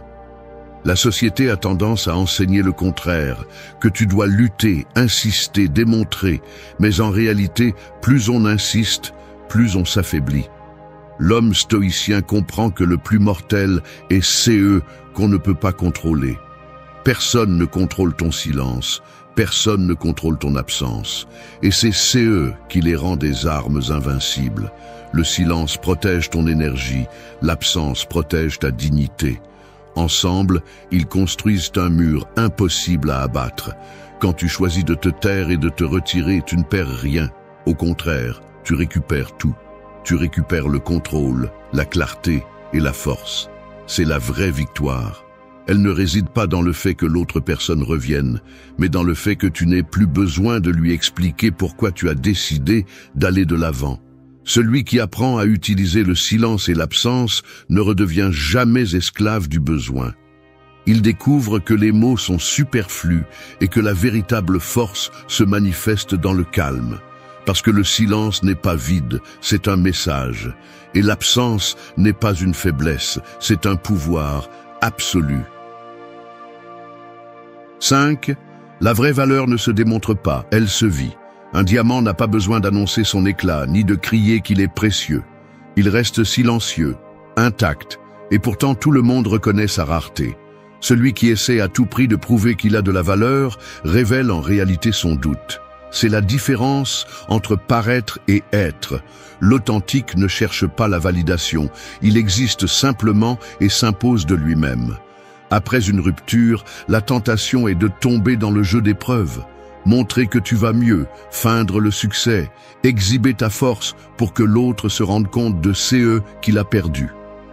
Mais cette impulsion est un piège, car au fond, elle reste une dépendance. Si ta valeur dépend de quelqu'un qui la voit, alors CE n'est pas de la valeur, c'est de la performance. CE qui distingue l'homme stoïcien, c'est qu'il n'a pas besoin de prouver quoi que CE soit, car sa vie même est le témoignage de sa force. La vraie valeur se vit dans la discipline quotidienne. Elle se trouve dans le fait de se lever tôt même quand la douleur brûle, de s'entraîner quand l'esprit veut abandonner, de travailler avec concentration même si le cœur est lourd. Chaque acte de cohérence vaut plus que 1000 gestes de sécurité apparente. La valeur authentique est silencieuse, constante et profonde. Quand quelqu'un observe de loin un homme qui vit de cette façon, il ressent automatiquement du respect. Il n'est pas nécessaire de s'exhiber, la force se ressent. Le respect arrive parce que la dignité est visible dans la posture, dans le calme, dans la détermination. C'est là que réside le pouvoir. Ne pas céder au désir d'être vu, mais construire une vie qui, même si elle n'est pas observée, reste digne d'admiration. L'erreur la plus courante après l'abandon est de s'obséder à prouver que tu as toujours de la valeur. Cette obsession te place dans la position la plus faible, car elle transforme tes actes en message pour quelqu'un d'autre plutôt qu'en chemin vers ta propre croissance. L'enseignement stoïcien est clair. N'agis jamais pour plaire au public, agis en accord avec la vertu. Cela signifie vivre avec cohérence, même quand personne ne te regarde. La vraie valeur n'est pas non plus du bruit, c'est de la constance. Ce n'est pas la photo souriante publiée pour feindre le bonheur, c'est la sérénité avec laquelle tu affrontes la journée sans avoir besoin de masque. Ce n'est pas le succès forcé pour susciter l'envie, c'est le travail silencieux qui construit des fondations solides. Ce n'est pas la compagnie éphémère que tu exhibes pour provoquer la jalousie. C'est la capacité d'être seul et de se sentir toujours comblé. L'homme qui vit sa valeur ne mendie pas l'attention. Il marche avec un but, parle avec fermeté, décide avec clarté. Il n'a pas besoin de convaincre, car la conviction est dans sa vie même. Ce genre de valeur intimide parce qu'elle ne peut pas être manipulée. Elle ne s'achète pas, elle ne se négocie pas, elle ne dépend pas des applaudissements. Elle ne peut surgir que de la discipline, de l'autodiscipline et du respect de soi. Devenir quelqu'un comme ça nécessite d'abandonner l'illusion de prouver. Cela signifie laisser derrière soi l'anxiété d'être validé et la remplacer par la certitude que la plus grande validation est de se regarder dans le miroir et de se reconnaître digne. Celui qui vit de cette façon cesse d'être esclave des regards et devient maître de son destin. La vraie valeur n'est pas un acte théâtral, c'est un style de vie. Et quand tu l'embrasses, tout change. Les opinions perdent de leur force, l'absence cesse de faire mal, la solitude se transforme en force, parce que c'est eux qui est vécu, ne peut être ni arraché, ni mis en doute.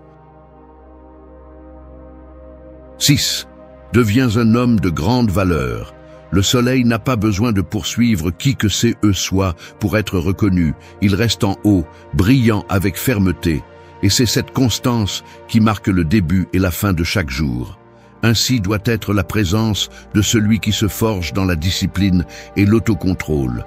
Une force qui ne supplie pas, ne se cache pas et ne dépend pas non plus de l'approbation des autres.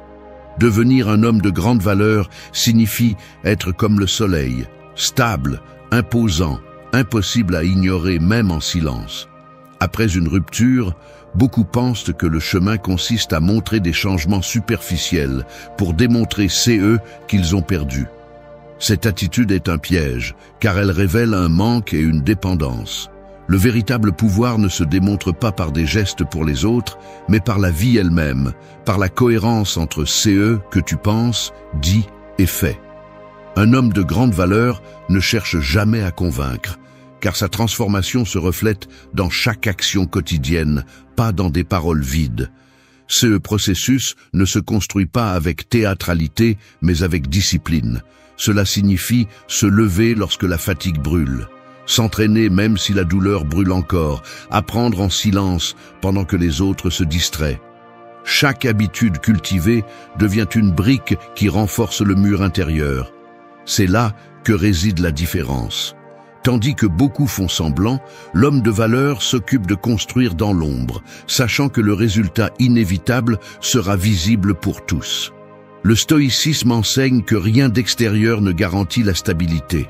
Les biens matériels, les flatteries ou la compagnie sentimentale peuvent disparaître à tout moment. La seule chose réelle est le caractère. Un homme vraiment fort ne dépend pas de la chance ou des circonstances passagères. Il s'appuie sur c'est eux qu'il contrôle. Son esprit, sa discipline et son but. Cette conviction le rend impossible à plier. Être de grande valeur ne signifie pas l'arrogance. C'est de la fermeté sans besoin d'humilier, de la sécurité sans cri, de la clarté sans fioriture. Cette attitude génère de l'inconfort chez ceux qui vivent d'apparence, mais suscite le respect chez ceux qui reconnaissent l'authenticité. La grandeur ne se mesure pas en te comparant aux autres, mais en surpassant chaque jour la version précédente de toi-même. Après une rupture, cette transformation est cruciale. Il ne s'agit pas de vengeance ou de revanche, il s'agit d'utiliser la blessure comme carburant. La douleur cesse d'être une punition et devient un outil de construction. Chaque larme se transforme en motivation pour s'entraîner, chaque souvenir en élan pour étudier, chaque silence en espace de réflexion. À la fin, le vide qui semblait insupportable devient un terrain fertile pour la renaissance. Un homme de grande valeur ne dépend pas des regards des autres pour se valider. Son comportement inspire le respect de manière automatique, car il transmet la force dans sa façon de marcher, de parler, de décider. Cette sécurité n'a pas besoin d'explication. Elle se perçoit dans la façon dont il soutient le regard et comment il garde son calme quand tout autour s'effondre. Il ne cherche pas à impressionner, il vit de telle manière qu'il est impossible de l'ignorer. Devenir un homme de grande valeur n'est pas une fin en soi, c'est un chemin constant. C'est choisir chaque jour la discipline plutôt que le confort, l'action plutôt que la plainte, le but plutôt que le vide. C'est comprendre que rien d'extérieur ne définit qui tu es et que ta vie a un sens, peu importe qui décide de rester ou de partir. C'est la vraie victoire, non pas que quelqu'un revienne, mais que cela n'ait plus d'importance, parce que ta valeur ne dépend de personne. 7. Quand elle le remarque, il est déjà trop tard. La vie ressemble à un sablier. Alors que le sable tombe, beaucoup ne prêtent pas attention. Ils pensent qu'il y aura toujours du temps, que c'est eux qu'ils méprisent maintenant pourront être récupérés plus tard. Cependant, lorsque la dernière particule touche le fond, l'opportunité s'est évaporée pour toujours. C'est eux qui se passe quand quelqu'un qui vous a sous-estimé réalise finalement votre transformation. Il est déjà trop tard. L'horloge ne s'arrête pas pour les remords ou les supplications, et il en va de même pour celui qui s'élève après la douleur. Après une rupture, l'esprit de l'autre a tendance à croire qu'il vous trouvera au même endroit, en attente, blessé, prêt à donner à nouveau votre énergie. Mais la surprise vient quand il découvre que terrain vide est maintenant occupé par quelqu'un de différent, plus fort, plus conscient, plus discipliné. L'homme qui mendiait l'attention n'existe plus, car la douleur l'a forcé à se réveiller. Et réveil est irréversible. Le moment où elle le remarque est quand vos actions parlent déjà pour vous. Elle observe que vous ne répondez pas par nécessité, que vous ne cherchez pas à prouver quoi que CE soit, que votre silence pèse plus que n'importe quel mot. Elle voit que votre vie avance avec direction et que votre énergie ne tourne plus autour de sa présence. Cette clarté a un impact, car CE, qui semblait fragile, se montre maintenant inébranlable. Mais cette découverte n'est pas une invitation à revenir, c'est un rappel qu'elle a perdu l'accès à CE qu'elle n'a jamais valorisé. Le stoïcisme enseigne que la plus grande victoire n'est pas que quelqu'un revienne, mais que son retour ne change plus rien. C'est le point où la balance se brise pour toujours. Quand vous comprenez que votre valeur ne dépend pas de la validation des autres, l'absence cesse de faire mal et la nostalgie perd de sa puissance. Ce qui est une surprise pour elle est pour vous une conquête silencieuse. Beaucoup espèrent que la justice se manifeste sous forme de repentir de l'autre. Cependant, la véritable justice se produit lorsque l'autre personne se réveille tard et comprend qu'elle n'a plus de place dans votre vie. Parce que vous n'êtes plus le même, parce que votre monde ne tourne plus autour de CE qui était, parce que vous avez appris à marcher sans regarder en arrière. Tel est l'enseignement stoïcien. Lâcher prise avec une telle fermeté que, lorsque quelqu'un tente de revenir, il découvre que la porte n'existe plus. Ce scénario n'est pas atteint par la vengeance, mais par une véritable transformation. Cela signifie utiliser chaque instant de douleur comme carburant pour grandir, pas pour attendre. Cela signifie s'entraîner, apprendre, construire et avancer pendant que d'autres pensent que vous êtes toujours arrêté. Le jour où ils le remarquent, il n'y a plus de retour, car l'homme qu'ils trouvent en face d'eux n'est pas disponible pour le jeu d'avant. Cette distance est CE qui pèse le plus. Le silence qui semblait vide devient une force.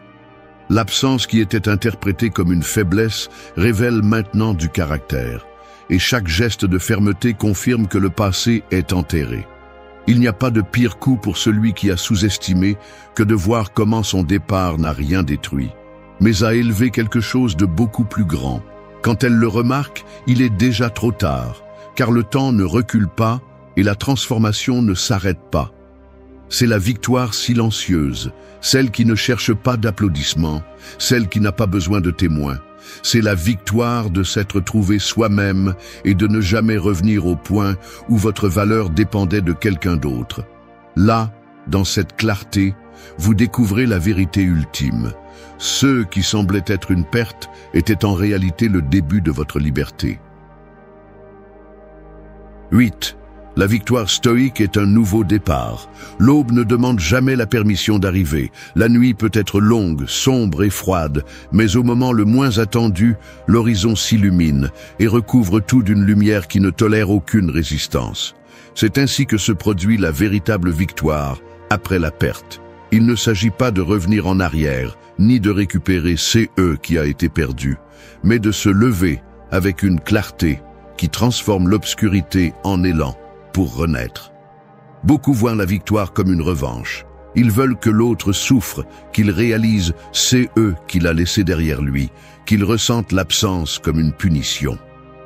Mais cette vision reste coincée dans le même cercle de dépendance.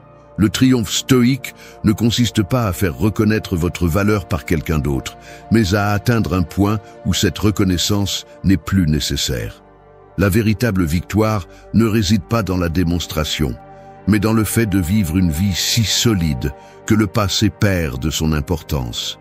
Le nouveau départ est CE, qui distingue l'homme qui a appris de sa chute. Il ne reste pas paralysé par la nostalgie, il ne gaspille pas d'énergie à planifier des vengeances ou à nourrir des souvenirs. Il se concentre sur CE, qu'il peut construire à partir de zéro. Le stoïcisme enseigne que chaque perte est une graine de croissance, si elle est affrontée avec discipline.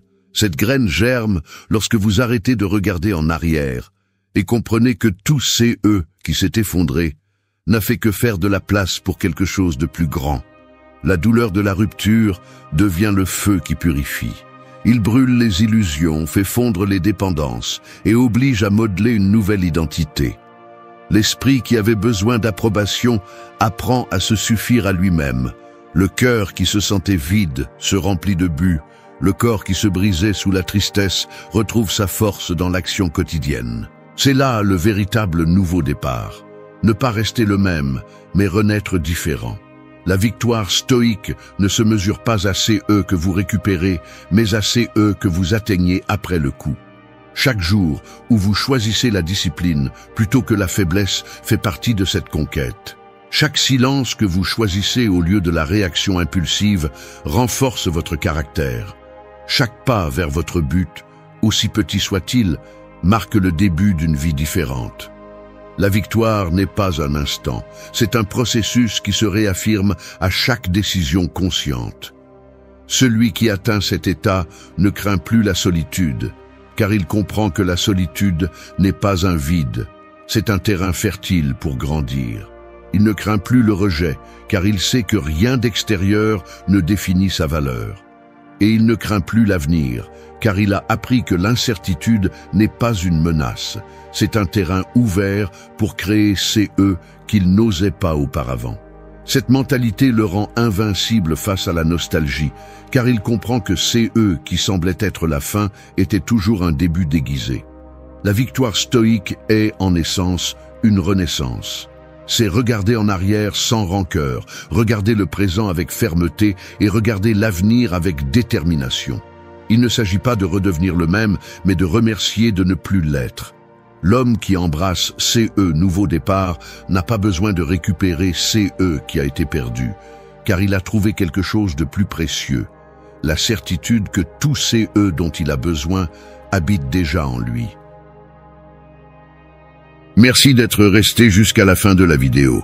Si vous avez tout vu, commentez « Je suis stoïcien » comme notre signe secret.